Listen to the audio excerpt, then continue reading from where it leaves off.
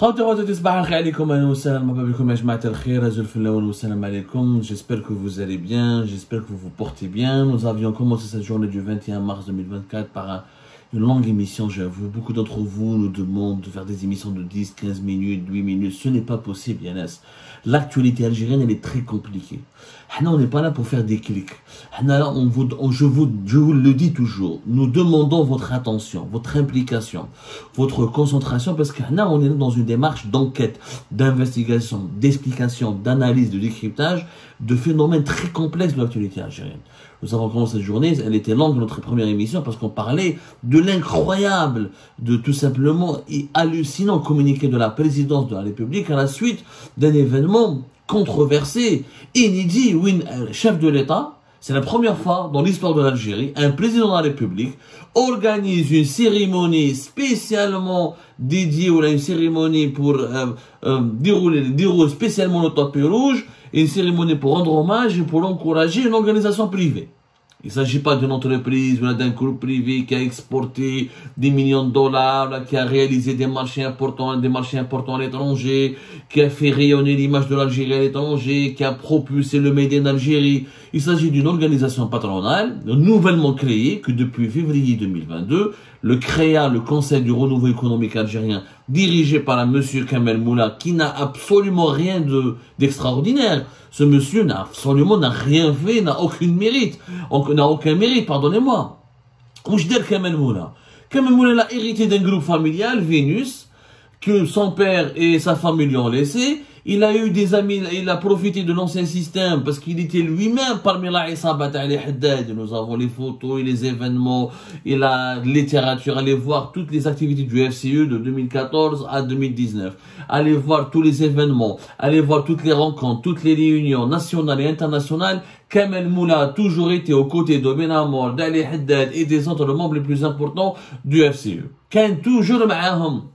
Il a toujours été à leur côté. Il a toujours été l'un de leurs collaborateurs. Il a toujours voulu, il a toujours profité des séances photos, des cérémonies, des dîners, des déjeuners, des réunions, du bureau du FCE avec le gouvernement à l'époque, ou là avec les ambassadeurs étrangers, ou là avec des partenaires étrangers, ou là avec des membres de la société civile. Il n'a jamais fait défaut. Kamel Moula est un pur produit de la Isaba, de Ali Haddad, du FCE de Ali Haddad. Ou Lyon Abdelmajid Tebboune, il dit que non, il a toute ma confiance. L'organisation dirigée par Kamel Moula a toute ma confiance. Elle a réussi dans la contribution à la stabilité du marché national. Et il y a la stabilité du marché national. Nous vivons une inflation à 2 chiffres dans pas mal de secteurs, y compris et surtout en ce qui concerne la première dépense des ménages algériens, qui sont les dépenses agroalimentaires, les dépenses alimentaires, la nourriture. Dans le secteur agricole et agroalimentaire, nous avons une inflation à 2 chiffres depuis 2021 jusqu'à cette année 2024. Nous entamons la 4e année d'une très forte inflation. Les pénuries, l'appauvrissement des ménages, le chute du pouvoir d'achat, l'augmentation du chômage, l'absence de tout projet. Il n'y a pas un seul projet qui a été réalisé. On ne vit que des projets de la Isaba d'avant, de la Isaba d'Aboulfilika. Rien. Qu'est-ce que Tebboune a inauguré grâce aux responsables et au patron du CREA? Qu'est-ce qu'ils ont fait? Quelle est l'usine? Quelle est la nouvelle usine? Quel est le nouveau projet qui a été initié spécialement uniquement durant le premier mandat d'Abdelmajid Tebboune? Il n'y en a pas aucun. Alors, il n'y en a pas un seul. Ce qui est encore plus grave, c'est dans le communiqué de la présidence de la République qui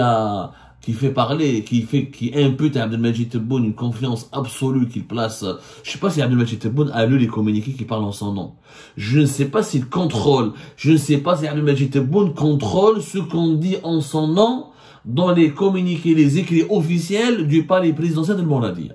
Alors, un chef d'État qui félicite une importante organisation, alors que cette organisation ne date que depuis 2022, elle n'a même pas présenté un bilan. J'aimerais bien voir le CREA qui nous présente un bilan, le bilan du CREA. Attendez les comptes rendus du CREA, attendez les chiffres, attendez les faits, donnez-nous les réalisations. Qu'est-ce qui a été fait réellement par le CREA? Comment on peut la qualifier d'une importante organisation? Sachant qu'il y a des entreprises publiques qui sont rattachées au CREA. Est-ce que c'est les entreprises privées telles que les qui est-ce que les entreprises est-ce que c'est l'entreprise comment dirais-je, est-ce que c'est les entreprises privées? Attendez le bilan, comment on peut la qualifier d'organisation importante? Mais le plus grave, une réussite, stabilité du marché national, c'est un rôle important dans l'édification de l'économie nationale. Quel est ce rôle? Que pèserait, encore une fois, combien d'emplois, de projets ont été réalisés par le CREA? Justement, ce communiqué donne des chiffres. Dans des chiffres, qu'est-ce qu'il dit? Alors, il dit que selon le communiqué de la présidence de la République, l'audience accordée à la délégation du CREA par Abdelmajid Tebboune a porté également sur l'ensemble des projets d'investissement entre novembre 2022 et fin février 2024. Donc, selon la communication officielle, selon le communiqué officiel du palais présidentiel d'El Mouradia, entre novembre 2022 et fin février 2024, il y a eu 6103 projets d'une valeur de 3068 milliards de dinars, permettant la création de 150 000 emplois. C'est même les 150 000 emplois par 6103 projets. 3068 dinars. Comment je mets 3068 dinars? C'est un chiffre astronomique. 3068 dinars, c'est 22 milliards de dollars. C'est l'équivalent de 22,7 milliards de dollars. Comment? On aimerait bien, c'est-à-dire à l'hsab, la présidente de la République, les membres du CREA ont réalisé l'équivalent de 22,7 milliards de dollars de projets entre novembre 2022 et fin février 2024. En une année et demie. Comment 3000 milliards de dinars de projets ont été réalisés, donc sur quel terrain? Où on a les projets? Comment un pays a réalisé l'équivalent de 22 milliards de dollars de projets, alors qu'on a toujours du chômage élevé, on a toujours une inflation élevée, on vit toujours les infrastructures qu'on a héritées de l'époque de Bouteflika, les méga-projets de l'époque de Bouteflika, les aéroports de l'époque de Bouteflika, les stades de l'époque de Bouteflika, les routes de l'époque de Bouteflika, l'eau, même l'eau, c'est les stations de dessalement d'eau de mer à l'époque de Bouteflika. L'équipe de Tebboune a réalisé que quelques petites stations de dessalement d'eau de mer, fait bateau cassé, entre Bourj Kifan, entre Fouka, mais tous les grands projets qui font vivre l'Algérie d'aujourd'hui, de Sonatrach jusqu'à dessalement de l'eau de mer, jusqu'à l'agriculture, c'est l'époque de Bouteflika. On a les 22 milliards de dollars qui ont été investis, qui ont été réalisés, des marchés de 22 milliards. Regardez, donnez-moi un pays où 22 milliards de dollars de marchés réalisés ont créé uniquement 150 000 emplois. Oh! Un peu comme avec 22 milliards de dollars, ce qu'on fait. Avec 22 milliards de dollars, on crée 1,5 million d'emplois. Mais si 150 en plus, avec 22 milliards de dollars et quelques, normalement, on crée 3 millions d'emplois. Vous imaginez ce que c'est que 22 et quelques? C'est le PIB, c'est la moitié du PIB de la Tunisie. Le PIB de la Tunisie, le PIB de la Tunisie. 46 milliards de dollars. Yani, à l'hsab, la présidence algérienne, le CREA, Kamel Moula ou Jma'atou, ont réalisé les marchés de plus de 22, l'équivalent de 22,7 milliards de dollars, c'est-à-dire la moitié du PIB, pratiquement la moitié de toute la richesse créée par la Tunisie. Et que tous ces projets n'ont créé que 150 000 emplois. C'est impossible, c'est du mensonge. C'est une insulte à l'intelligence. Quand on publie de tels chiffres qui sont faux, irrationnels, parce qu'avec autant d'argent, tu m'as dit j'ai créé 1,5 million d'emplois, je te crois. Et encore, quand on crée 1,5 million d'emplois, pourquoi nous avons plus de 5 millions de chômeurs qui frappent à la porte de l'ANEM? Et comment nous avons 2 300 000 de chômeurs qui touchent l'allocation chômage, alors que soi-disant vous avez réalisé plus de 22 milliards de l'équivalent de 22 milliards de dollars de marché, de projets économiques. Ça n'a aucun sens. Si nous avons réalisé 6103 projets pour 22 milliards de dollars et quelques, on n'aurait pas eu 2 300 000 de chômeurs qui cherchent l'allocation, qui cherchent chaque mois, qui veulent toucher chaque mois 15 000 dinars. On n'aurait même pas eu de chômage. On n'aurait même pas eu de chômage. On ne crée pas 150 000 emplois avec 22 milliards de dollars. 22 milliards de dollars, c'est énorme comme budget. C'est beaucoup d'argent. 150 000 emplois peuvent être créés avec 2 ou 3 milliards de dollars. Donc, il y a déjà une incohérence totale, un manque de rationalité, un manque de bon sens. Quand on veut, on a l'impression que Tebboune, son propre équipe travaille contre lui. Son propre équipe, sa propre équipe. Tebboune n'a pas besoin d'opposants, n'a pas besoin de Abdou Sammar comme détracteur. Même s'il n'aime pas, pour une raison, pour X raison, pour une raison que je ne comprendrai jamais, mais là je ferai tout à l'heure une émission spéciale, un message que je lancerai spécialement à M. Abdelmajid Tebboune, qui à chaque fois que Algérie parte, que essaie de faire des révélations dans des dossiers ou dans des enquêtes, il nous insulte, il nous condamne, il nous diabolise, et à la fin nous avons eu raison. Et à la fin l'histoire nous donne raison. Mais c'est pas grave, peu importe notre personne, ça c'est un autre sujet. Mais le préjudice moral pour Abdelmajid Tebboune, il est énorme, c'est pas crédible, les Algériens sont pas cons. Tu leur dis, j'ai financé 3600 milliards de dinars. À la fin, reste 150 000 emplois. Ou les gars, le chômage, ou le miséria, où ils ont de les projets. Il y a un film documentaire, c'est le CREA a réalisé 6103 projets. C'est simple. Je demande à M. Kamel Moula, même s'il n'est pas très intelligent, même s'il n'a pas fait de grande école, même s'il n'a pas de mérite dans la fortune familiale qu'il a héritée, mais il peut au moins nous faire diligenter une équipe, dérouler un film documentaire, t'as une demi-heure, t'as 52 minutes, allez, filmez-nous, donnez-nous un film documentaire, filmez-nous tous ces 6103 projets que vous avez réalisés. Sauf si vous les avez réalisés en Mauritanie ou dans un autre pays, mais je parce que les Algériens n'ont pas vu ces projets-là.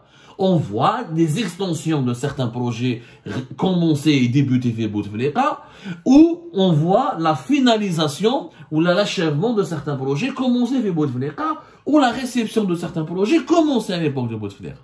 Mais je n'ai aucun projet. Ou dans la ligne donnez-nous des preuves, des photos, des vidéos, des documents, des comptes rendus, des résumés de ces projets pour qu'on les voit. Nous n'avons rien vu. Nous n'avons rien vu. 22 milliards de dollars et quelques en une année et demie. C'est extrêmement important comme investissement. Très peu de pays arrivent à faire 22 milliards de dollars d'investissement en une année et demie, avec uniquement 150 000 emplois. Mais allez, je vous la contradiction. Le même communiqué, qu'est-ce qu'il dit? La valeur des investissements étrangers directs s'élève à 38 milliards de dinars.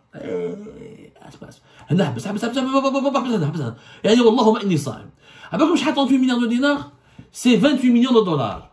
Les investissements étrangers en Algérie en une année et demie, 28 millions de dollars. Donc, c'est un chiffre extrêmement grave. C'est extrêmement médiocre. C'est la plus mauvaise performance de l'histoire du pays. 28 millions de dollars dans un pays comme l'Algérie, qui est 47 millions d'habitants aujourd'hui, un marché énorme, un pays stratégique, pivot de la Méditerranée, pivot de l'Afrique du Nord, pays qui occupe une place centrale au cœur de l'Afrique du Nord et du Maghreb et de la Méditerranée, n'a attiré que l'équivalent de 28 millions de dollars d'investissement étranger. C'est du jamais vu en une année et demie, en presque 2 ans. Je vous donne des chiffres. Il faut savoir que le Rwanda, un petit pays, quand même, a accueilli plus de 212 millions de dollars d'investissement en une année. Le Kenya, 448 millions de dollars en une année. L'Ouganda, pratiquement une quarantaine de millions d'habitants comme l'Algérie. Plus de 1 milliard 100 000, 1 milliard 100, 1 milliard 2 d'investissement. Le Congo, Kinshasa, 1 milliard 800 000. 1 milliard 800 millions, 1 milliard 800 millions, 1 milliard, 2 milliards de dollars d'investissement. Le Burundi, un petit pays de rien du tout, c'est l'un des pays pratiquement classés toujours le pays le plus pauvre du monde, il a attiré 10 millions de dollars d'investissement étranger en une année. C'est-à-dire que l'Algérie n'a fait que le double du Burundi, qui est pratiquement le pays le plus pauvre de la planète. C'est pas normal. C'est pas normal. C'est pas normal, Yannis. C'est qu'il y a un problème. Il y a un problème. C'est un chiffre qui, ça, ce n'est pas, ça discrédite Abdelmajid Tebboune. Ça fait de lui le président le plus mauvais de l'histoire de l'Algérie. L'Algérie n'a attiré qu'une vingtaine de millions de dollars d'investissement étranger. Ça fait de M. Tebboune le plus mauvais président étranger. Le plus mauvais président de l'histoire de l'Algérie. Donc, le chiffre n'aurait jamais dû être révélé. Et je vous, باش تديكم الخرطي. شوفوا الخرطي يا جماعة باش تفهموا يعني وين رانا رايحين. Le même communiqué. Alors il dit qu'il n'y a eu que 38 milliards de dinars d'investissement étranger, tandis que la valeur des projets d'investissement en partenariat a atteint 844 milliards de dinars. 844 milliards de dinars, Haïlik. 844 milliards de dinars, c'est quoi? C'est l'équivalent de 6,2 milliards de dollars. Alors, expliquez-moi comment, regardez, là il faut vraiment ramener les plus grands économistes du monde. Les plus grands économistes du monde pour qu'ils nous expliquent cette équation. Comment un pays qui n'a attiré que l'équivalent en une année et demie, quand même, de novembre 2022 à fin février, c'est pas moi qui le dis, c'est le communiqué de la présidence algérienne. De novembre 2022 à fin février 2024, il n'a attiré que 28 millions de dollars d'investissement. Comment et les investissements en partenariat, les investissements en partenariat avec des étrangers. Comment les investissements en partenariat l'ahko 6,2 milliards de dollars, alors que les investissements étrangers ne sont qu'à 28 millions de dollars. Qui sont ces partenaires étrangers?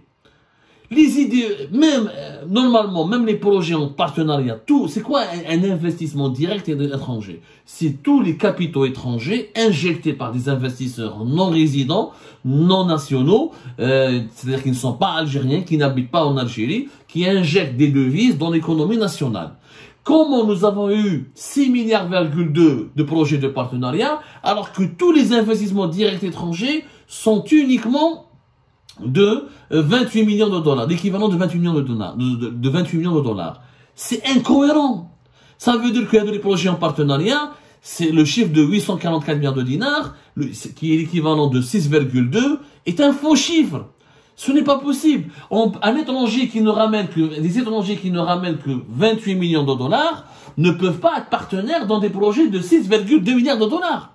Sauf si c'est pas leur argent. Ce sont des étrangers qui sont venus chez nous et c'est les banques algériennes qui leur ont donné leur argent, tout l'argent. Ça veut dire que Mohamed Jebouel, ils sont partenaires de quoi?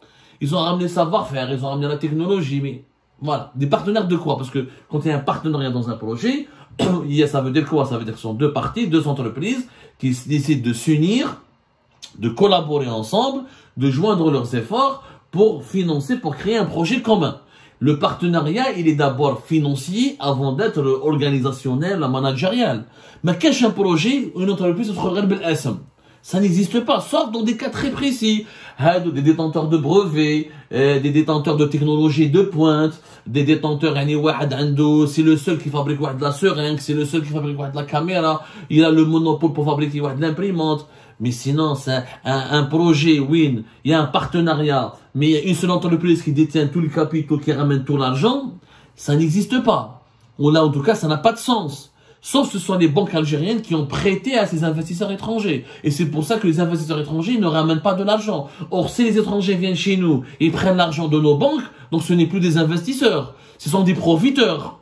Et donc, on a une bled, comme si demain je viens ici en France, c'est les banques françaises qui me donnent de l'argent pour investir dans leur propre pays. Mais les Français n'ont pas besoin de moi. Ils ont leurs propres entreprises pour créer leur propre richesse. On définit un investissement étranger par sa capacité à mobiliser des capitaux dans notre pays, dans le pays où il vient, où il s'installe.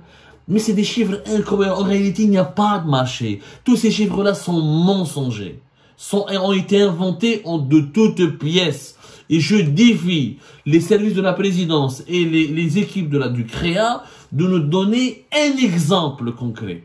Un exemple concret de ces 6100 projets, Madame Benesh, 6100 et quelques projets, 6103 projets, et de nous expliquer comment se fait-il qu'on passe de 28 millions de dollars d'investissement étranger à 6 milliards et quelques de dollars de partenariat avec des investisseurs étrangers. J'ai rien compris. Moi, franchement, je n'ai rien compris. Généralement, c'est le partenaire étranger qui ramène l'argent, le partenaire local, il ramène du foncier, il ramène les équipes humaines, il ramène, je sais pas, il ramène les ressources humaines, il ramène des terrains, il ramène du matériel qu'il possède en Algérie, il ramène. Mais là, on n'a rien compris. On n'a absolument rien compris à ces chiffres-là. Je suis désolé, on a parlé, ça rappelle la fameuse émission que nous avions faite il y a de cela 3 jours, quand on a comparé l'Algérie de Bouteflika avec l'Algérie de Tebboune, où au niveau des investissements étrangers, comme au niveau des réserves de change, l'Algérie s'est totalement appauvrie.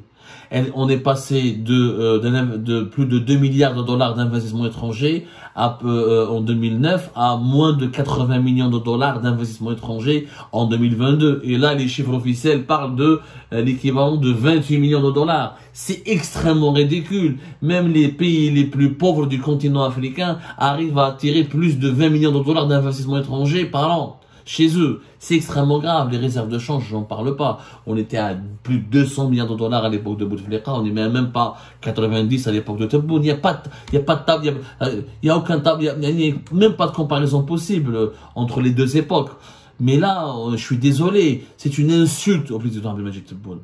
On est en train de le discréditer. Ils sont en train de le tourner en dérision, de le tourner en bourrique. À force de mentir, de dire que nous avons réalisé l'équivalent de plus de 22 milliards de dollars de projets. Et on a créé que 150 000 emplois, alors que le chômage, tout le monde, en Algérie, on se bouscule et on fait la queue pour demander l'allocation de chômage. Si on a investi plus de 22 milliards de dollars, qui a profité de ces emplois?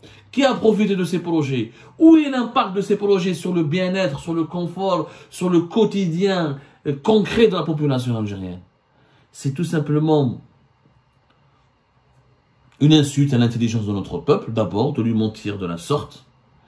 Et c'est surtout aussi une insulte à Abdelmadjid Tebboune. On lui fait une grande insulte, parce qu'on est en train de le ridiculiser, de le rabaisser, et on est en train de lui coller ou de le traîner dans des machinations, encore une fois des machinations, dans des manipulations qui vont lui causer un tort, beaucoup de tort, franchement énormément de tort, parce que l'histoire est en train de juger, l'histoire est en train d'enregistrer plutôt.